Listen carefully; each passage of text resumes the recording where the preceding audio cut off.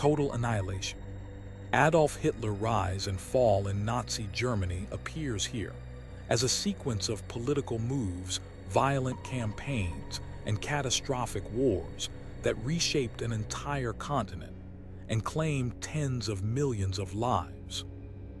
He was born in the year 1889, and his early adult years included a failed artistic ambition, a stint in Vienna and service in the First World War as a messenger in the infantry, where he was decorated with the Iron Cross Second Class and later with the Iron Cross First Class, and where he experienced the armistice of November 11, 1918, and the political upheavals that followed.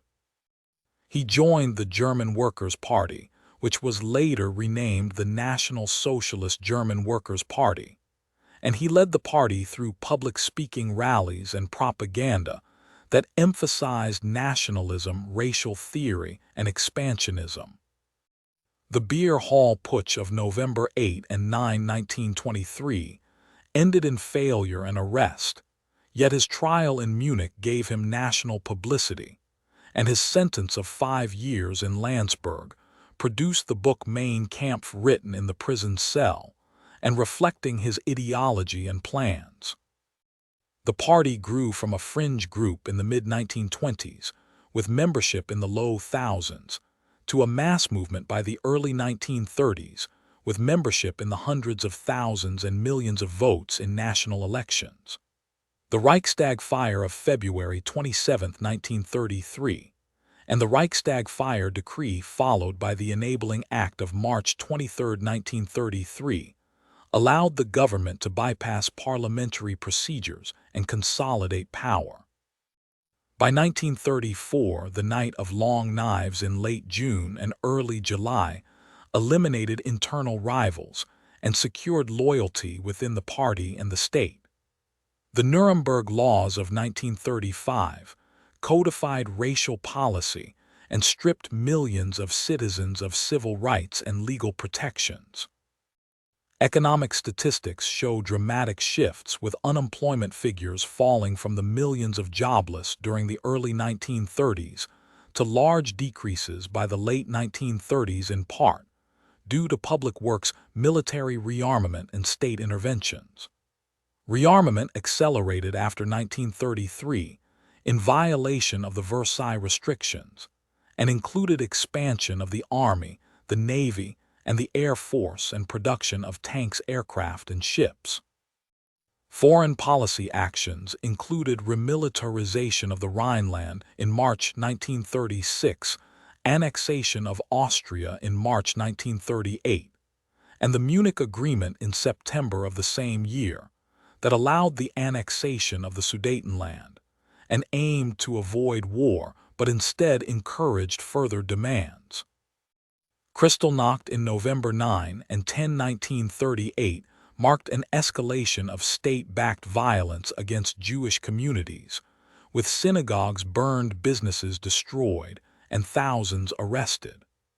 The invasion of Poland on September 1, 1939 triggered the Second World War and brought Britain and France into a global conflict.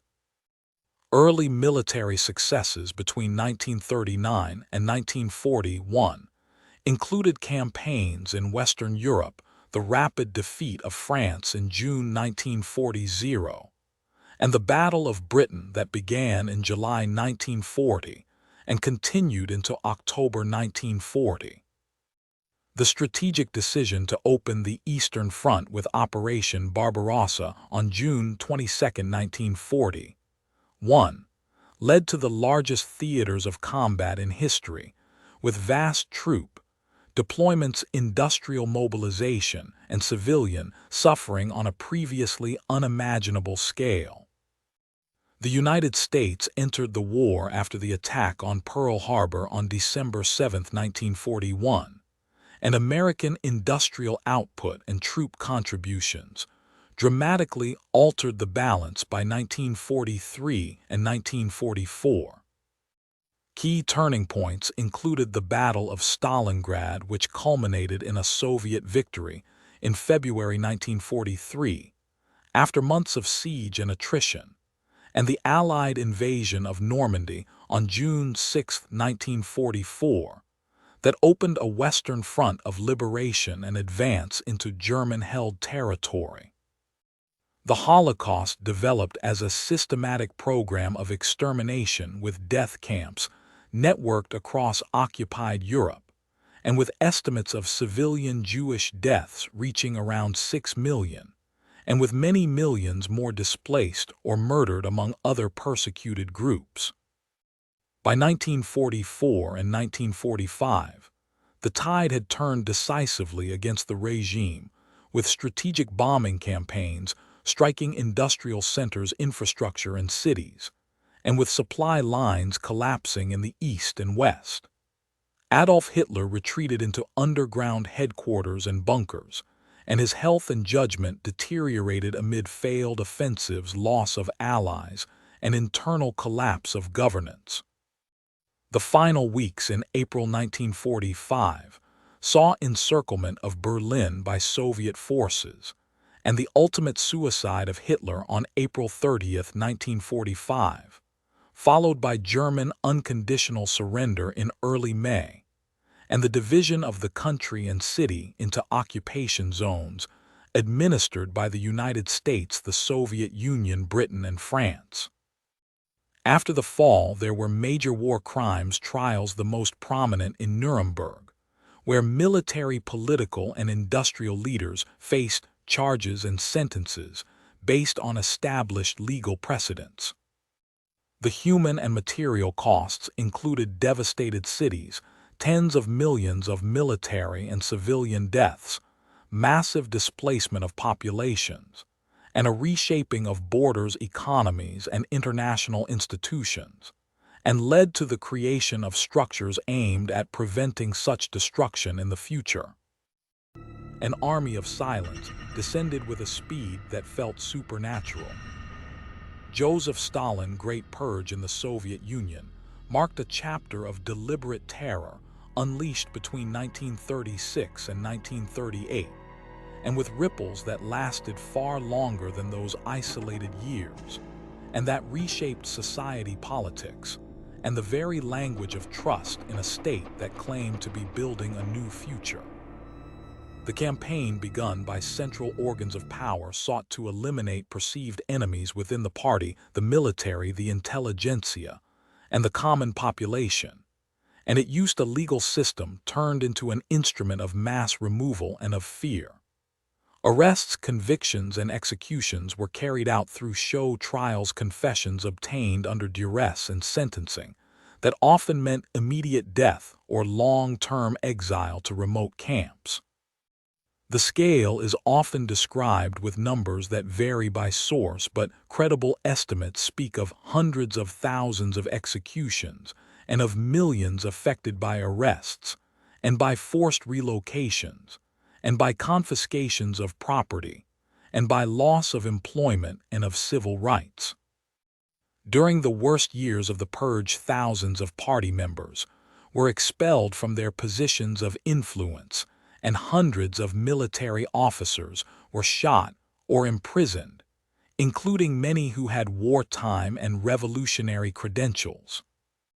The secret police expanded its reach and its budget, and its case files multiplied, with lists prepared in advance for quotas of arrests set for regions, districts, and factories, and such lists often included people chosen for their real or imagined connections, or simply for being on the wrong list. Local officials who failed to meet targets found themselves accused of sabotage, of bureaucratic failure, or of counter-revolutionary deeds. The Great Purge targeted ethnic groups labeled as suspect, and whole nationalities were subjected to special operations with deportations, and with sentencing that fell under categories such as special colonies and exile. Families were torn apart, with children labeled as children of enemies and placed in state institutions, while parents faced interrogation and often execution with barely any legal recourse. The economy suffered as skilled engineers, technicians, and managers were removed in large numbers, and replaced by less experienced personnel selected for political reliability rather than technical competence. And this had immediate effects on industrial output and on infrastructure projects. The cultural sphere was not spared, and writers, artists, musicians, and scholars faced censorship, expulsion, arrest, and sometimes worse, as ideological conformity became a criterion for survival as a professional. The legal framework was transformed with laws that defined new categories of crime such as anti-state agitation and treason, and introduced measures like special tribunals, expedited procedures, and harsh penalties that provided minimal protections for the accused.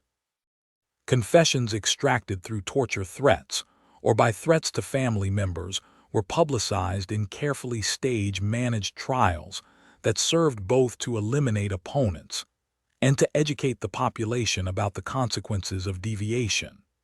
Public participation in the purge was complex and often coerced, as neighbors, informers, and officials reported suspicious activity, sometimes out of genuine belief, sometimes out of fear, and sometimes to advance personal agendas or to settle grudges. The atmosphere of suspicion affected basic social interactions and trust, even in small communities, where signing a denunciation could be used to obtain a house or a job.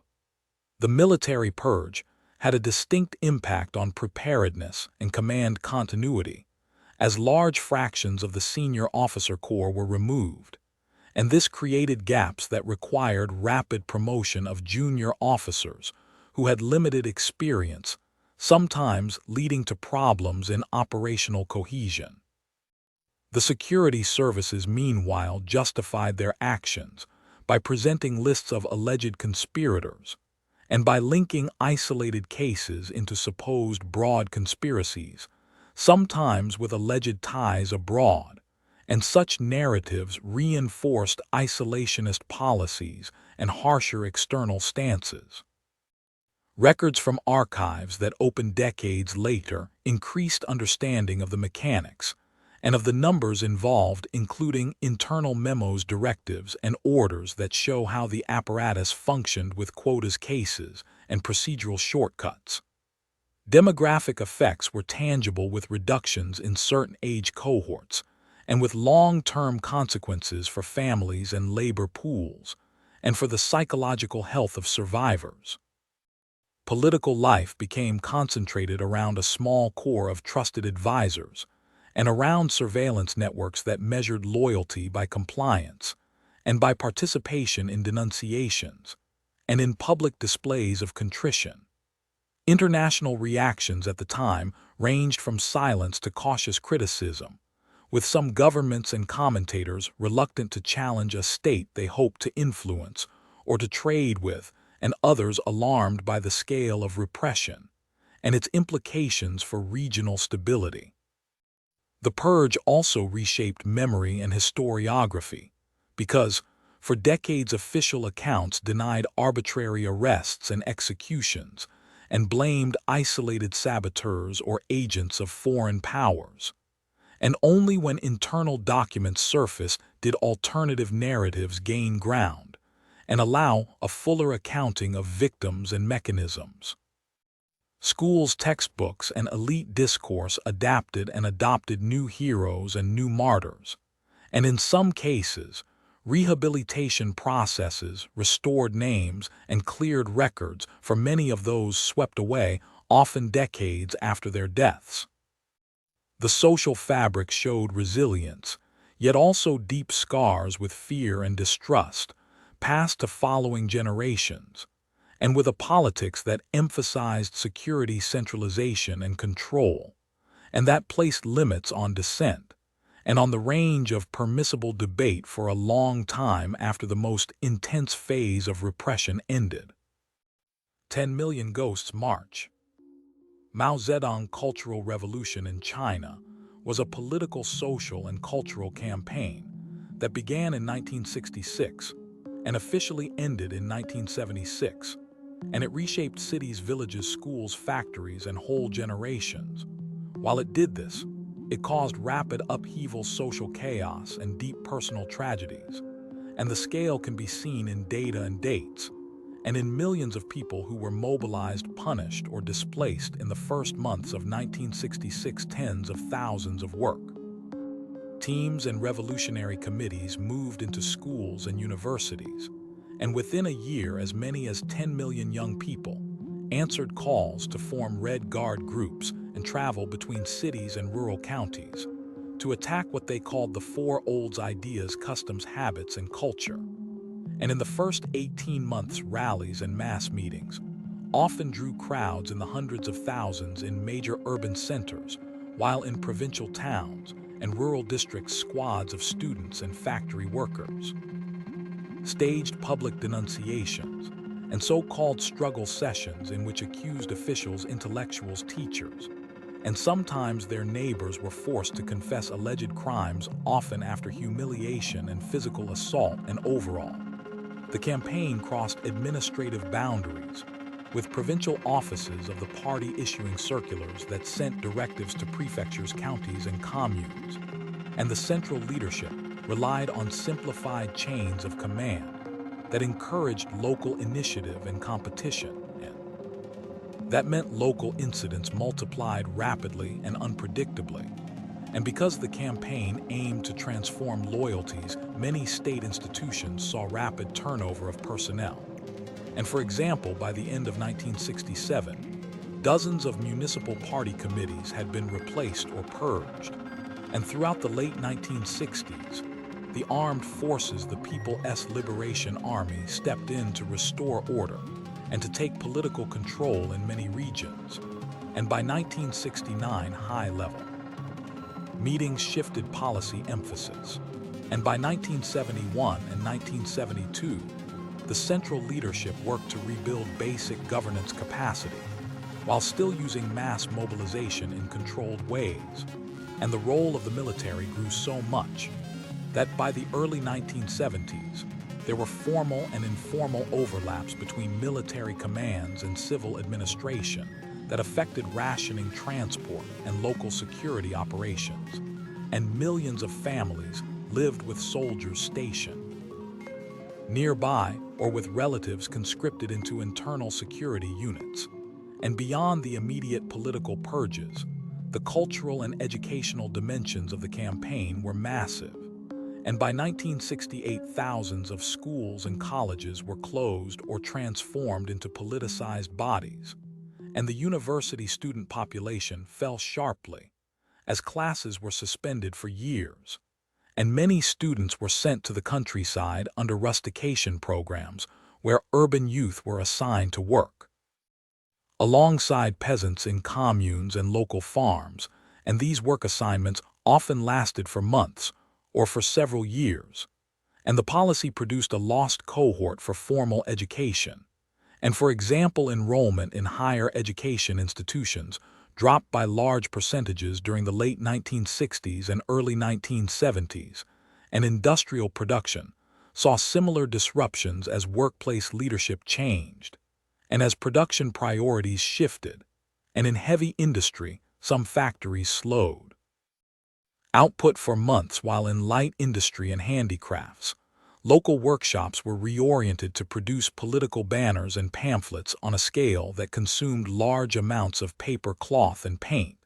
And the circulation of printed material changed dramatically, with millions of copies of political texts distributed, and with wall posters and big character posters appearing on streets, and in factory yards, and local propaganda teams sometimes produced pamphlets multiplied in the hundreds of thousands, and the propaganda apparatus created new celebrity and new pariah lists, as artists, writers, and performers were labeled rightist or reactionary, and sometimes exiled to rural labor projects, and museums, libraries, and traditional temples experienced episodes of destruction, as relics, antiquities, and calligraphy were denounced as feudal or bourgeois relics, and officials reported losses and damages that in some counties added up to weighty monetary and cultural costs. And the human toll is remembered in arrest records, interrogation logs, and in families who lost members to detention, forced labor, or violent struggle,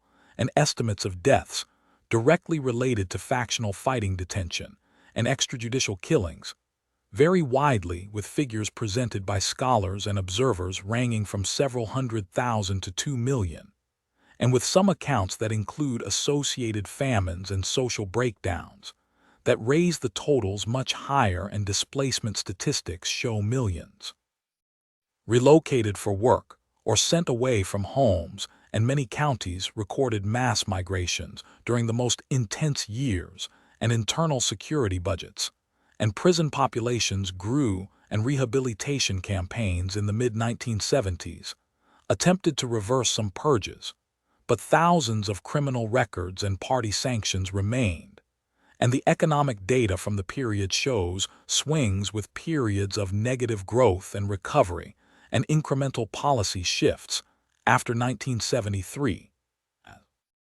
Leaders tried to stabilize agriculture and industrial output and production of grain, fluctuated with reports of shortages in some provinces and bumper harvests in others, and central planners adjusted procurement quotas and distribution networks, while local committees negotiated food allotments under constant political scrutiny. And the international dimension was also important, as foreign relations changed, with some embassies reporting reduced staff and supply lines complicated for foreign experts, and for example diplomatic missions in Beijing for brief intervals operated with skeleton crews, and foreign journalists faced restrictions and expulsions, and the image of China abroad was shaped by accounts of mass campaigns, and by state-curated exhibitions and visits that highlighted revolutionary achievements and obscured social strains. And following the end of the main campaign in 1976, a long process of legal and political rehabilitation unfolded, with review boards and party commissions revisiting cases, and with some victims posthumously restored to party membership. But full restoration for many families took decades, and the social memory of the decade continues to influence political debates, educational curricula, and family histories, with survivors' numbers and dates repeated at village meetings, memorials, and in personal diaries. And the complexity of the period resists simple summaries and the data that survives in provincial archives research. Reports and oral testimonies shows patterns of mass mobilization, localized violence, administrative collapse, and eventual partial recovery, without closing the deep scars left on millions of lives. Bodies piled sky high.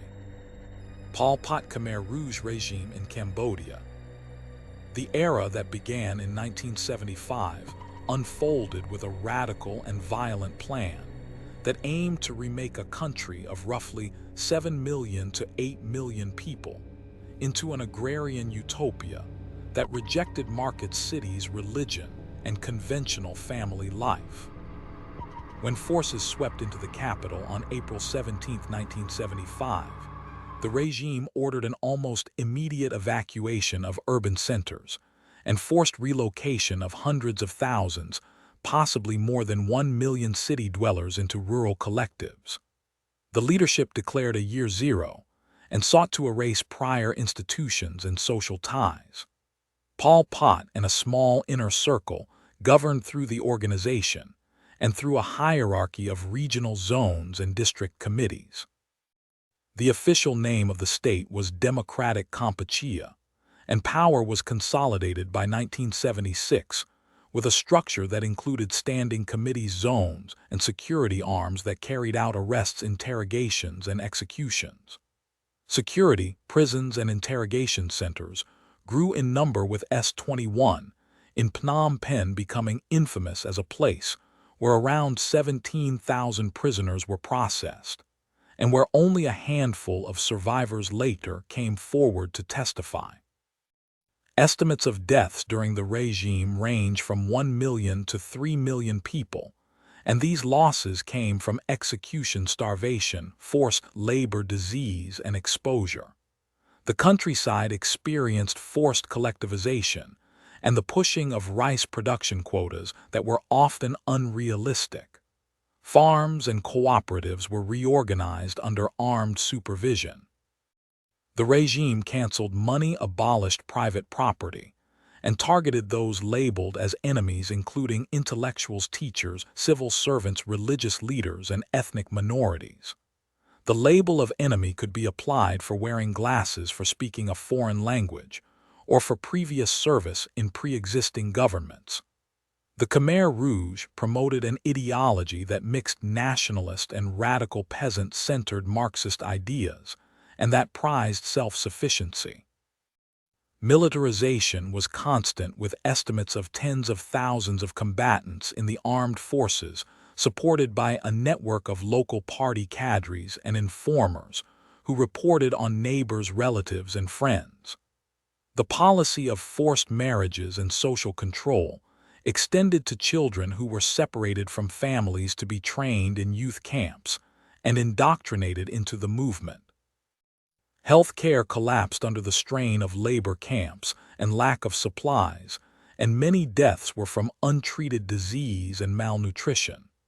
Food distribution systems were erratic, and the regime prioritized rice export to finance arms purchases, at times leaving populations with dangerously low rations. External relations became hostile, with border clashes and distrust of neighboring states, and of the intervention by Vietnamese forces that crossed the border in sizable numbers, led to the overthrow of the regime in January 7, 1979. After that intervention, a new government was installed, and international recognition shifted in complex ways across the next decade, with the Khmer Rouge continuing as a guerrilla movement for years. Trials and accountability took decades to develop, and many leaders lived in exile or under different protection, while others were arrested or defected. The legacy included large numbers of widows, orphans, and disrupted family networks, and a demographic gap in those born in the late 1960s and early 1970s. Scholars and investigators used mass grave investigation, survivor testimony, aerial photography, and archival material to build estimates. The economy in the years of the regime saw sharp declines in industrial output and urban economic activity, with shops, schools, and universities closed. Religious institutions were suppressed, with Buddhist monks defrocked, temples left empty, and thousands of clerics killed or forced into labor. Ethnic Vietnamese, Chinese, Khmer, Muslim, and Christian communities experienced targeted violence and expulsions. The regime attempted to portray its policies as necessary for national survival, and often used elaborate propaganda rallies, public announcements, and controlled media to shape narratives about productivity, discipline, and loyalty, while simultaneously operating secret security structures that punished dissent. Internationally, the movement received limited support from various sources, and also faced isolation, sanctions, and criticism. The process of memory building and reconciliation moved slowly, with memorials, museums, and truth initiatives established decades later, and with survivors offering tape-recorded stories, oral histories, written memoirs, and testimony in courts and commissions. Education about that period varied by generation, with some children learning through formal curriculum and others hearing stories at home. Demographic studies pointed to substantial population losses and to long-term economic and social recovery needs. Reconstruction required rebuilding schools, hospitals, roads, irrigation systems, and legal institutions, and required agricultural rehabilitation and efforts to restore civil service capacity. The judicial process to bring perpetrators to account was complex and required international cooperation and legal innovations, such as hybrid tribunals designed to combine national and international law practice, and to handle a backlog of cases that involved leaders, low-level cadres, and those accused of orchestrating violent policies. Public health responses had to cope with malnutrition, mental trauma, and infectious disease outbreaks in the post-conflict years. Land tenure remained a contentious issue as records were lost, and as displacement created competing claims, and as returnees sought to reclaim properties occupied during the upheaval. Refugee flows surged to neighboring countries and to international resettlement programs, with tens of thousands leaving in the late 1970s and early 1980s. The social fabric suffered with trust between neighbors eroded by years of suspicion, and forced denunciations and rebuilding community required long-term local initiatives, civil society development, and international aid focused on education, livelihoods, and legal reform. Researchers continue to refine casualty estimates, and to map mass grave sites, and to analyze internal documents that surfaced years later, and to interview surviving cadres, dissidents, and ordinary citizens to better understand command decisions, implementation methods, and the scale of suffering, and to examine how ideology, fear, and local dynamics combine to produce outcomes that reshaped a nation in a brief span of time that profoundly affected regional politics, economic trajectories, and the lives of millions of people whose families continue to seek recognition, reparation, and truth. Power crushed millions. Heike Tojo militaristic rule in Japan shaped a dramatic era of central control and military-driven policy, and it is important to note that this period saw leadership that moved quickly from political office to direct wartime command and policy making, and that shift happened in the early 1940s when Japan accelerated conflicts across East Asia and the Pacific, and when civilian institutions were steadily weakened and replaced by military organs, and when policy decisions were often made by small councils of generals and admirals, and by prime ministers with strong army ties, and when Heike Tojo served as prime minister from 1941 to 1944, and also held the army rank of general and the post of minister of war at times, and this concentration of power affected mobilization, strategies, conscription levels, industrial conversion, and diplomatic posture. And in the year 1941, Japan committed to a wider war influenced by earlier campaigns dating into the 1930s, and by the invasion of Manchuria in 1931, and the later full-scale war in China after 1937.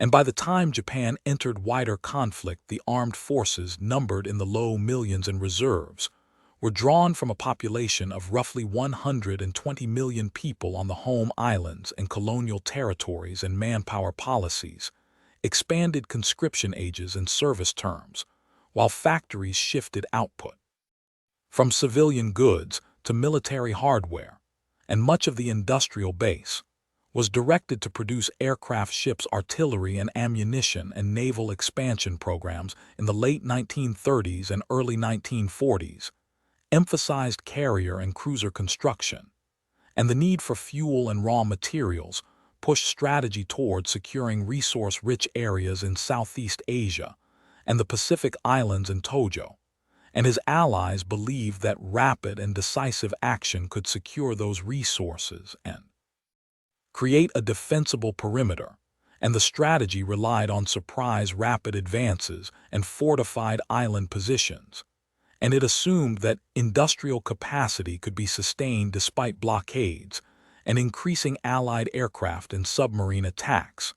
And at home, the political environment under militaristic rule limited public debate and suppressed dissent through specialized police units, and through legal measures that curtailed civil liberties and press controls intensified, and many newspapers and journals were brought under direct oversight or informal control, and education and youth organizations were directed to promote loyalty, obedience, and sacrifice, and the state promoted a narrative of emperor-centered unity and military necessity and economic plans, were often framed as national survival rather than choice and budgets, prioritized rearmament and logistical supply chains.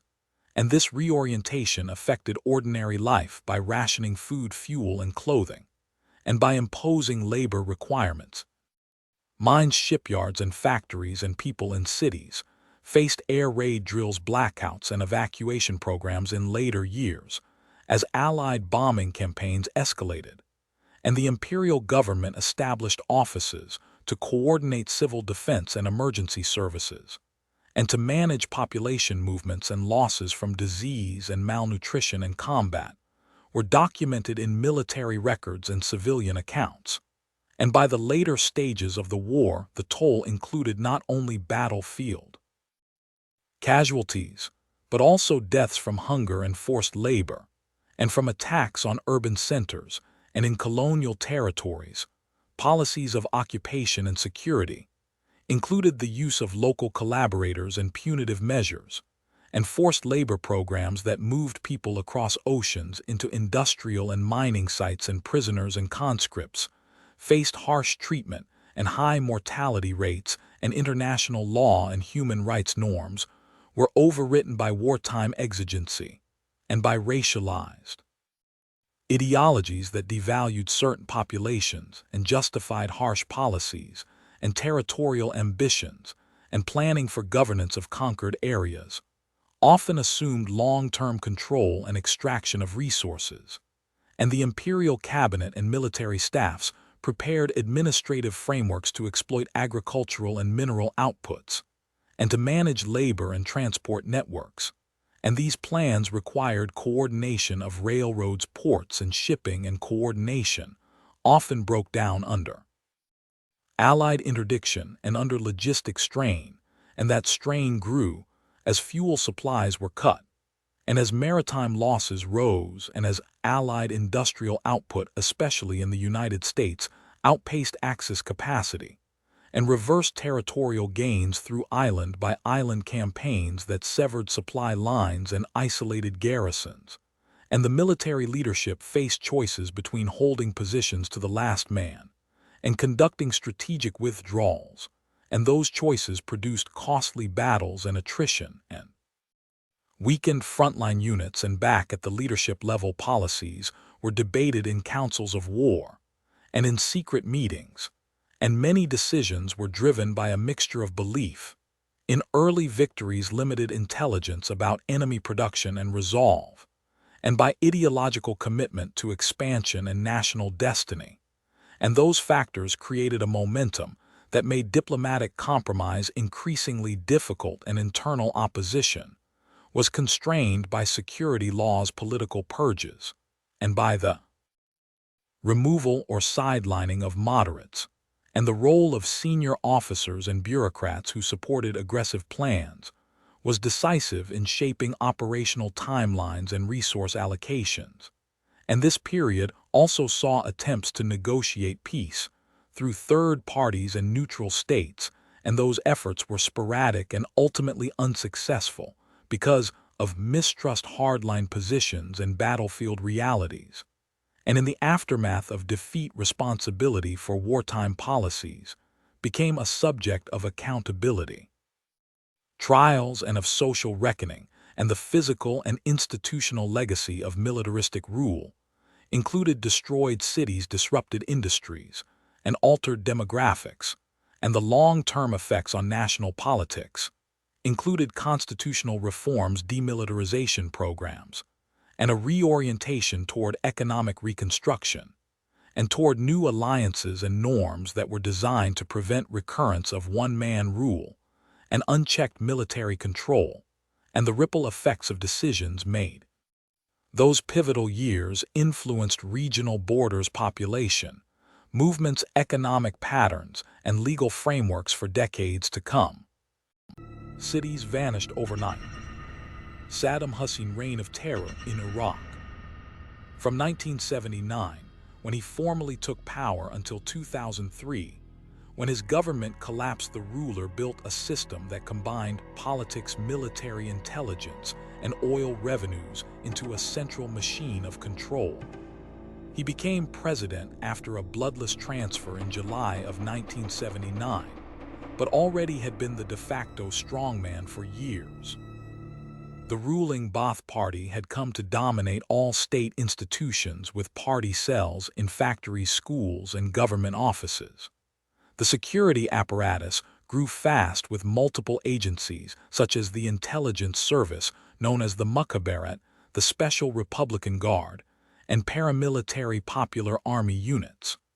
The Republican Guard alone was reported to number tens of thousands of soldiers, and it received priority in training, equipment, and logistics.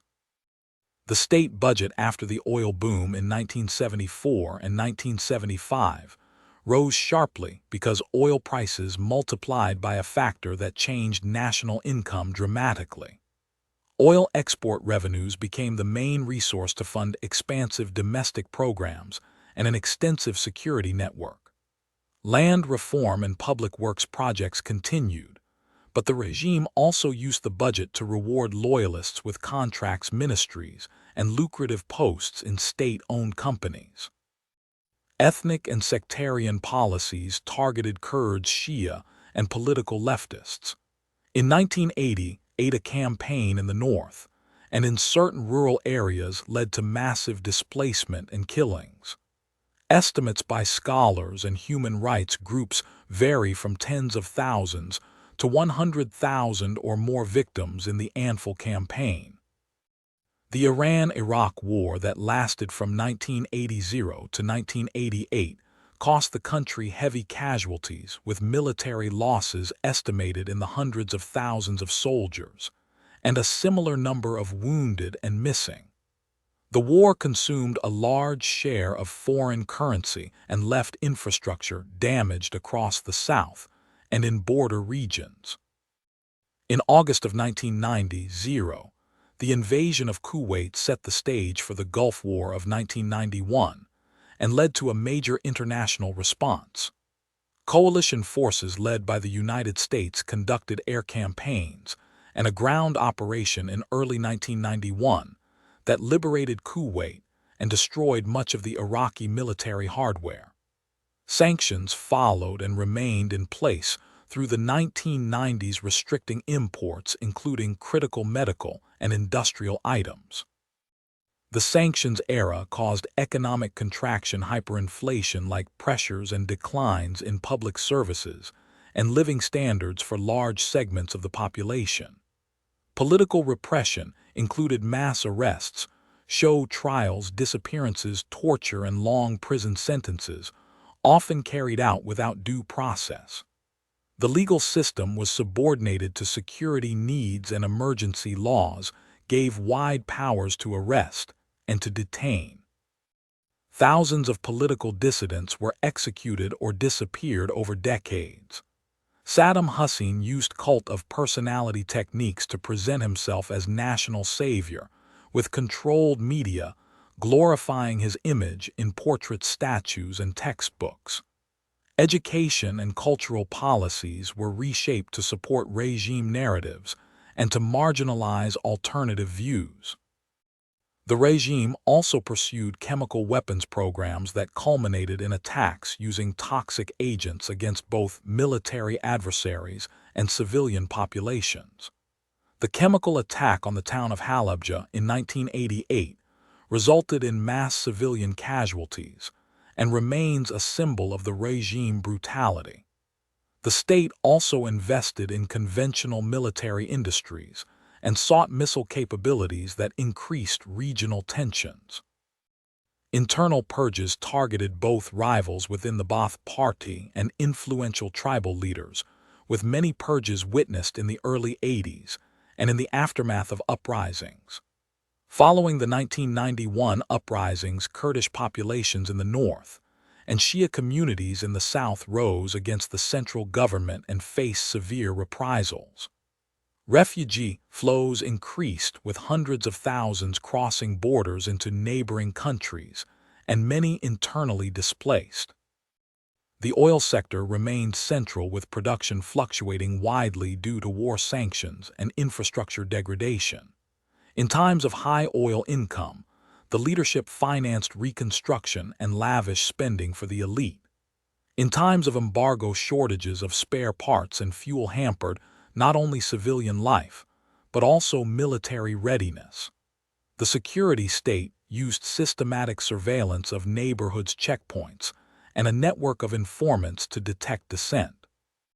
Family members of suspected dissidents suffered consequences through forced relocation, job loss, and denial of services. Trial records show trials in public venues and executions announced as deterrence measures. Diplomatic relations were shaped by shifting alliances with both regional powers and global actors.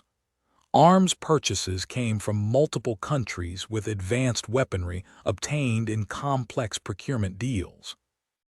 Economic diversification was limited, and the economy remained heavily dependent on oil exports, with the state controlling major sectors.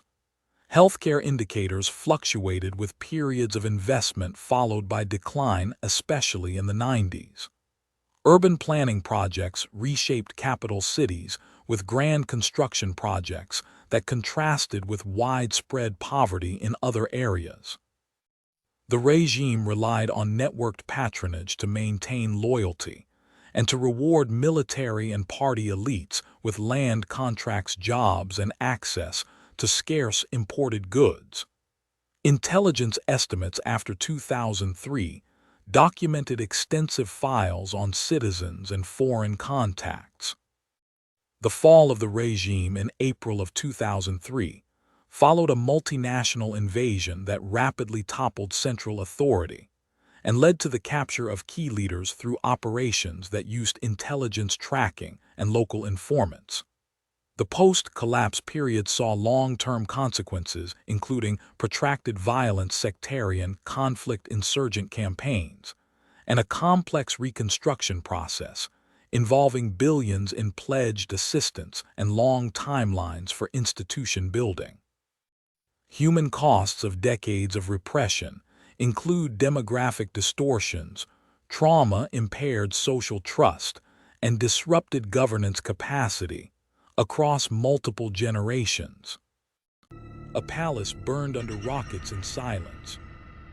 Augusto Pinochet became the face of the military takeover that ended a fragile democratic experiment in Chile on September 11, 1973. A socialist president had been elected in 1970 and governed with a narrow plurality and with promises of sweeping reforms. The president came to power in a contested political landscape, with land reform nationalizations and ambitious social programs that polarized a society of roughly 11 million people at the time. Tensions rose in the early 1970s as inflation, shortages, and social unrest increased, and the armed forces made plans that culminated in a coordinated operation across Army, Navy, and Air Force units. The assault on the presidential palace, known as La Monda, was decisive and dramatic, with tanks surrounding the building and aircraft attacking from the sky, and a siege that lasted only a few hours, but that changed the country for decades. The head of the military junta ruled the nation in a state of emergency and declared a new order that replaced the constitution with a military regime. The junta dissolved Congress, restricted political parties, and installed curfews and control mechanisms that touched every sector of public life.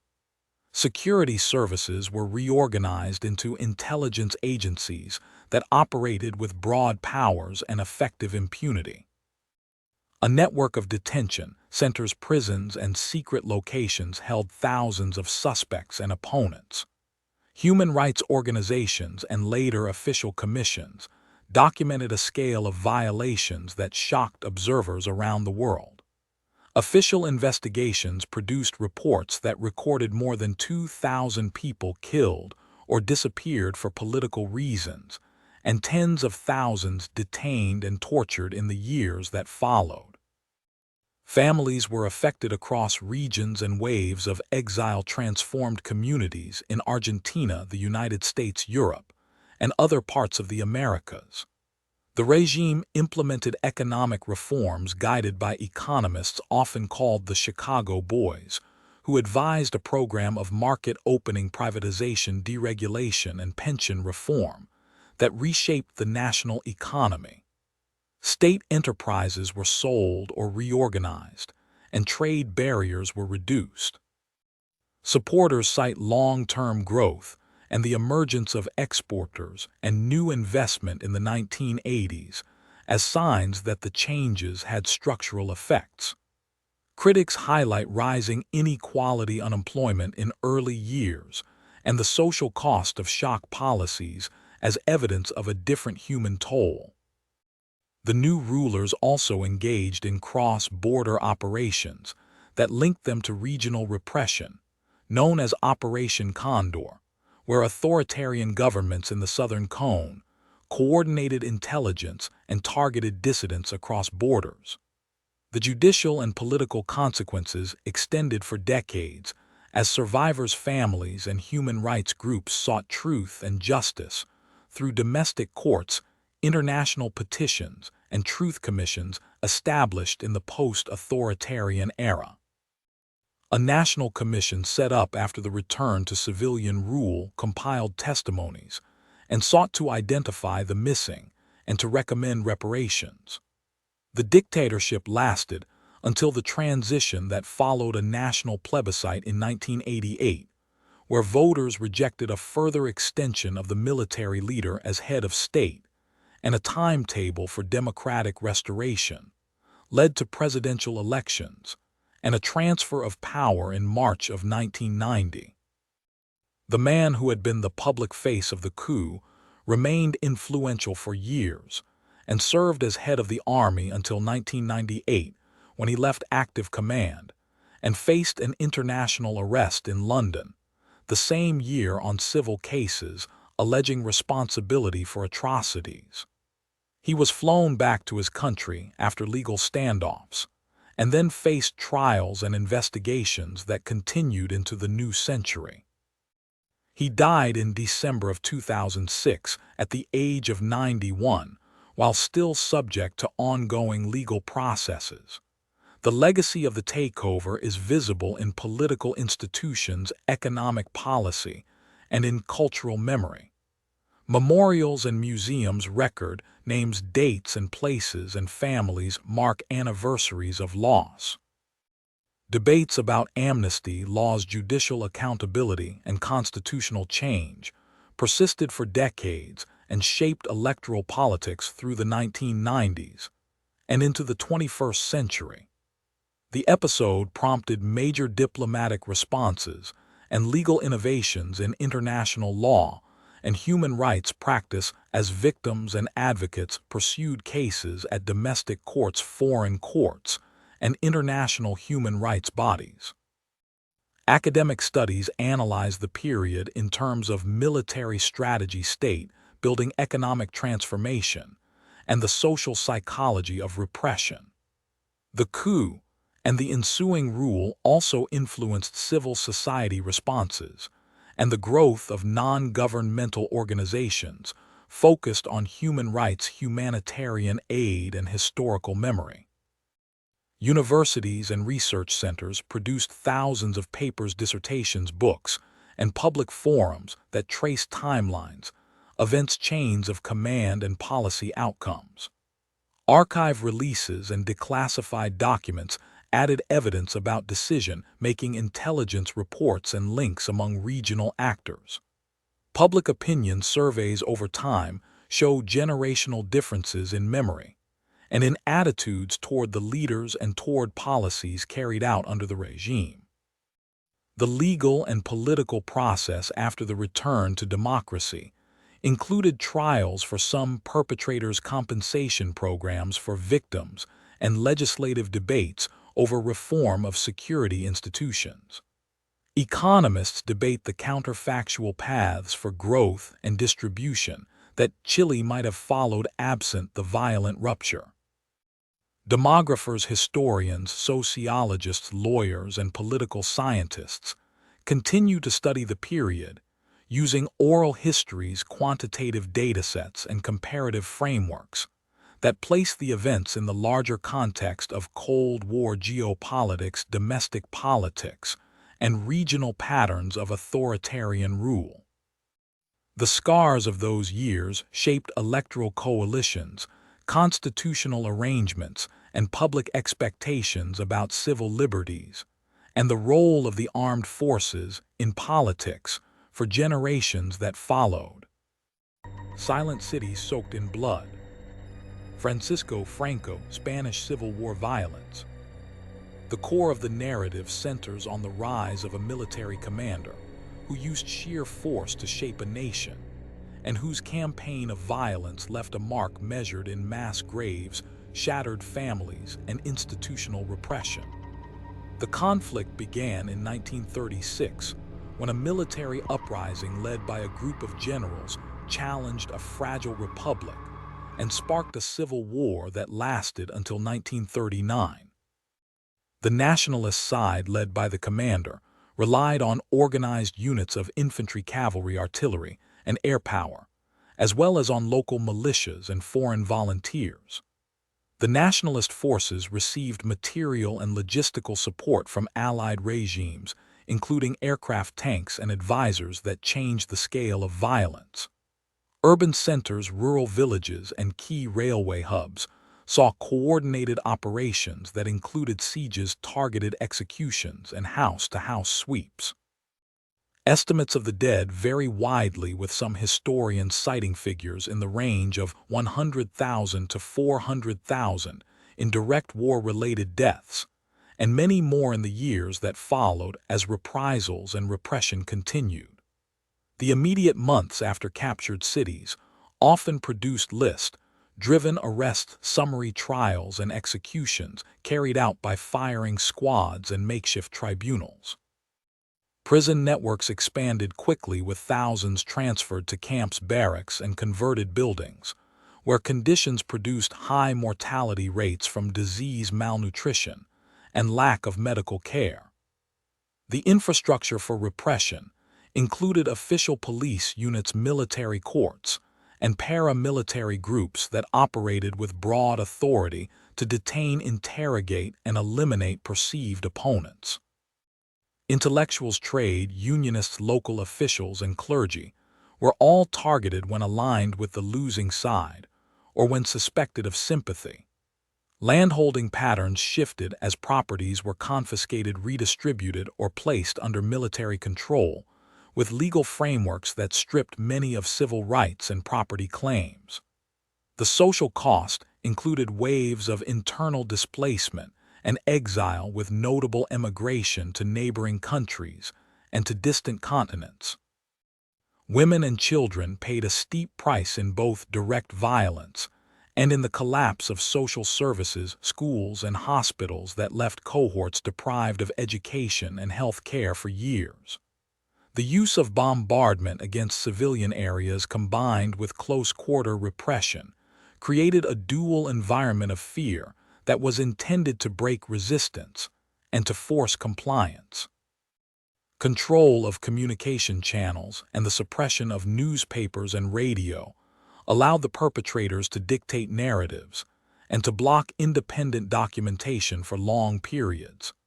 Still, witness accounts and clandestine reports recorded patterns of brutality, including forced confessions, extended torture, and public displays designed to intimidate. The economic dimensions were stark, as productive capacity declined due to destruction, labor loss, and seizure of capital.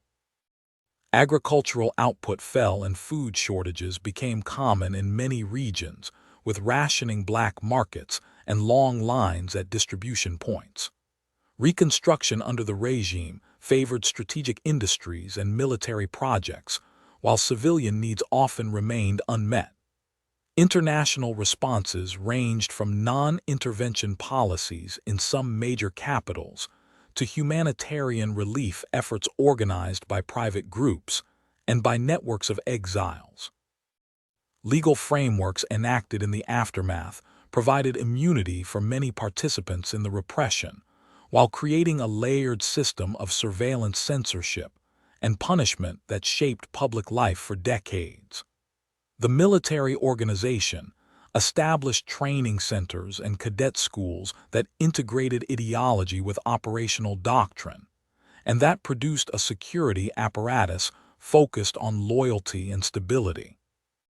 Cultural institutions were reshaped through censorship in education, and in the arts with curricula rewritten and public monuments erected to reinforce official interpretations of the conflict.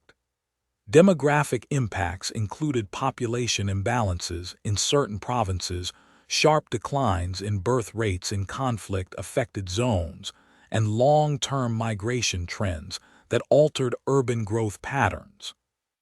Medical records show surges in trauma-related injuries, infectious disease outbreaks, and chronic health conditions linked to wartime deprivation.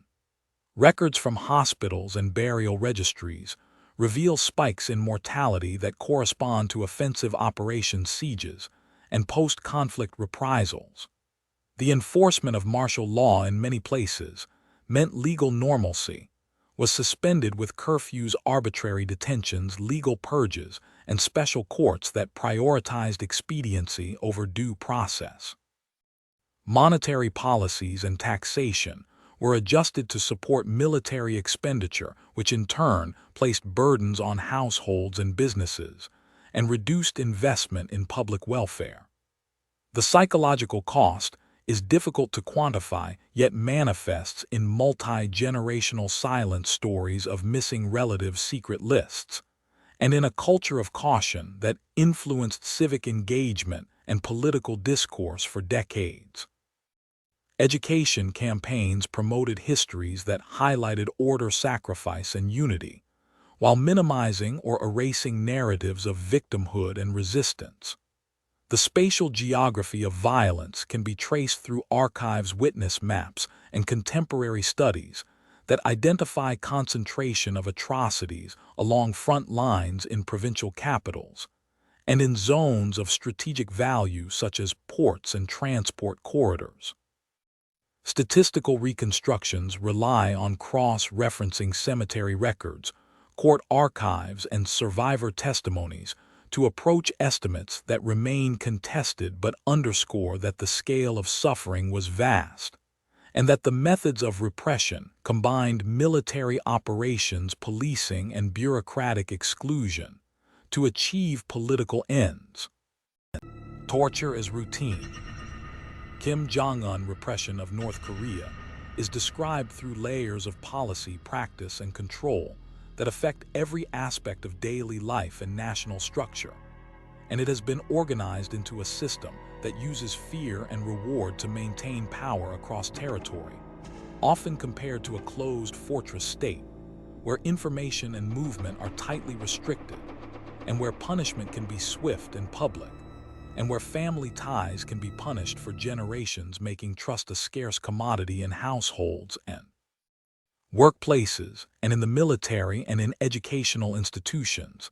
The leadership has prioritized survival of the regime above economic progress and welfare, and it has created infrastructure for surveillance that employs human informants, neighborhood blocks, workplace monitors, and technological monitoring to watch for signs of dissent. The state organizes mass mobilizations and public events that require attendance, and that serve as metrics of loyalty and participation. Those who fail to demonstrate sufficient enthusiasm risk demotion, arrest, or forced relocation to remote areas. Often workplaces, schools, and community centers are sites for political indoctrination sessions and for the reporting of behavior deemed suspicious. And the state has developed legal frameworks and administrative practices that enable detention without fair trial, and that allow the use of labor camps for punishment.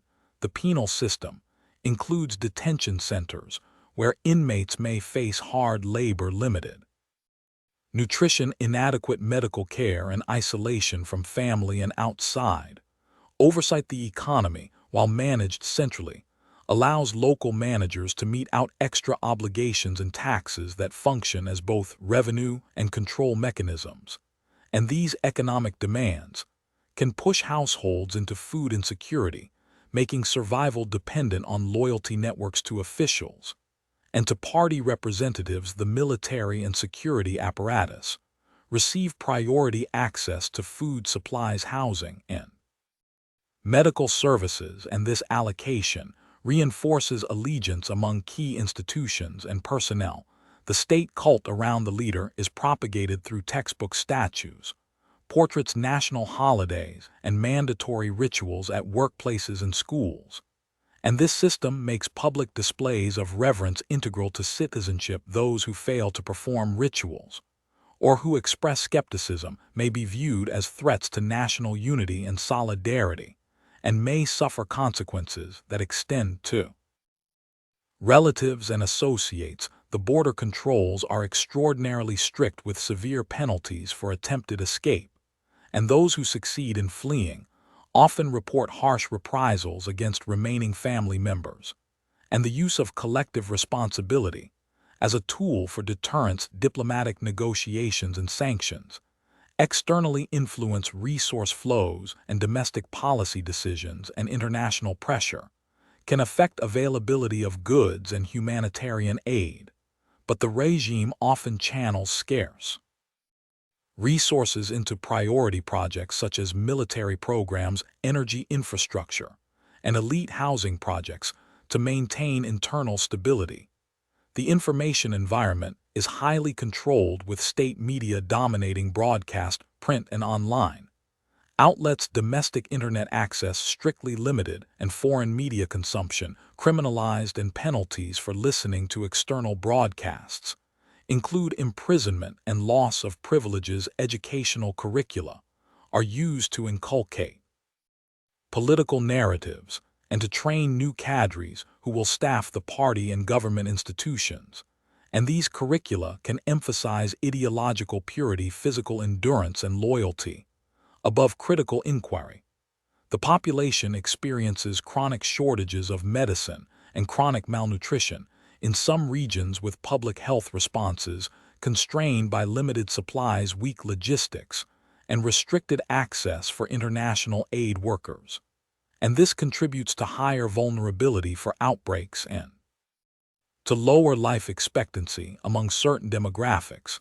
The judicial process lacks transparency and independent oversight, and legal charges can be vague and broad, and judges and prosecutors operate under political directives that prioritize state security over individual rights.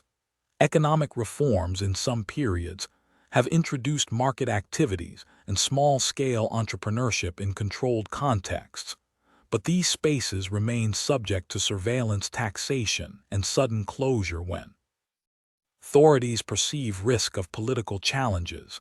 The leadership has invested in major infrastructure projects, including urban reconstruction and monument building, and these projects consume considerable state resources and labor, and serve symbolic roles in demonstrating power and progress, while diverting attention from unmet social needs. Political loyalty is reinforced through promotion, access to scarce goods, and upward mobility that are contingent on demonstrated fidelity to party lines and to leader directives, and this creates incentives for conformity at all social levels. Migration within the country is tightly regulated, with internal passports, residency permits, and relocation orders used to control workforce distribution, and to punish perceived disloyalty, and to resettle those labeled as problematic. Political trials and public confessions are sometimes orchestrated to create spectacles of accountability and to warn others, and these events serve both judicial and propagandistic functions. The social fabric is marked by mistrust and by reliance on personal networks for survival and for obtaining food, medicine, and services, while public discourse remains constrained and official narratives dominate the landscape, and independent civil society organizations are effectively absent under current legal and political conditions. International human rights organizations have documented patterns of extrajudicial punishment, forced labor, arbitrary detention, and restrictions on movement and assembly, and have called attention to the systemic nature of these practices and to their long-term effects on population health, economic productivity, and social cohesion. The situation persists amid cycles of negotiation, international pressure, and internal policy shifts that can alter day-to-day conditions for citizens without changing the underlying mechanisms of control. Absolute power crushes liberty. Benito Mussolini fascist dictatorship in Italy. The story begins with a small movement founded in March 1919 that grew into a mass party with a membership that reached hundreds of thousands by the early 1920s. The March on Rome in October 1922 brought a government change and an appointment as prime minister that started a period of rapid consolidation. In the first 3 years, the regime relied on paramilitary squads known as blackshirts to break strikes, harass opponents, and intimidate local governments. In June 1924, the political murder of a socialist deputy triggered shock and protests, and in the next 2 years laws were introduced that fatally weakened parliamentary safeguards. By 1926, opposition parties were effectively banned, and a system of one-party rule operated through the National Fascist Party and state institutions. The regime created a secret police, named OVRA in 1926, to monitor and detain perceived enemies without the need for ordinary judicial procedures. A legal framework of special tribunals, censorship regulations, and emergency powers replaced normal constitutional checks. The press, radio, and schools were brought under state direction, with a Ministry of Popular Culture formed to control film literature and theater, and to produce propaganda that promoted the regime and the cult of the leader known as Il Duce. Economic policy claimed success through large public works and state-directed corporatism that reorganized labor and employers into syndicates meant to manage conflicts under state arbitration. Infrastructure projects included road and hydraulic works, drainage and reclamation of marshlands that employed tens of thousands of workers and were used as banners of achievement in government communications. Budget priorities shifted in the later 1920s and early 1930s toward rearmament and colonial expansion. Foreign policy moved from a focus on influence in the Adriatic and the Mediterranean to imperial ambitions in Africa. In October 1935, armed forces invaded Ethiopia, and after months of fighting and heavy use of mechanized units, chemical agents, and air power, the campaign ended in May 1936 with a proclamation of empire that altered international standing and led to sanctions and diplomatic isolation in some forums. Intervention in the Spanish civil conflict from 1936 to 1939 involved sending troops, air squadrons, and logistical support that hardened ties with fellow authoritarian regimes. The pact, known as the Pact of Steel, formalized an alliance with Germany in May 1939, and within a year or less, Italy entered the Second World War in June 1940, with ambitions of a quick victory that instead exposed weak industrial capacity, logistics, and planning. Military campaigns in Greece, North Africa, and the Mediterranean met mixed results and required German assistance in key moments. By mid-1943, the war had become a strategic disaster with shortages of fuel, munitions, and trained personnel. Domestic discontent intensified with food rationing, blackouts, and bombing of cities. Allied landings in Sicily in July 1943 accelerated a loss of confidence among the monarchy and senior commanders. On one day in late July 1943, the king dismissed the leader and replaced him with a different government, and that marked the end of the first phase of rule. A period of occupation, division, and civil conflict followed, with a puppet state established in the north, and continued resistance in the south. The regime created an apparatus of ritual parades, uniform songs, and symbolism to manufacture popular loyalty and to create a shared identity centered on militarism, national rejuvenation, and hierarchy. Youth organizations, schools, and voluntary groups were designed to inculcate values through rights training camps and paramilitary discipline. Economic statistics show shifts in industrial output and trade that responded to autarkic policies, particularly after sanctions and export restrictions.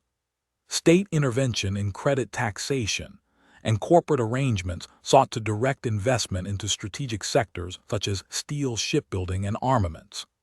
Social policy mixed conservative family pronouncements with pronatalism incentives and campaigns to raise birth rates through awards and social recognition for large families.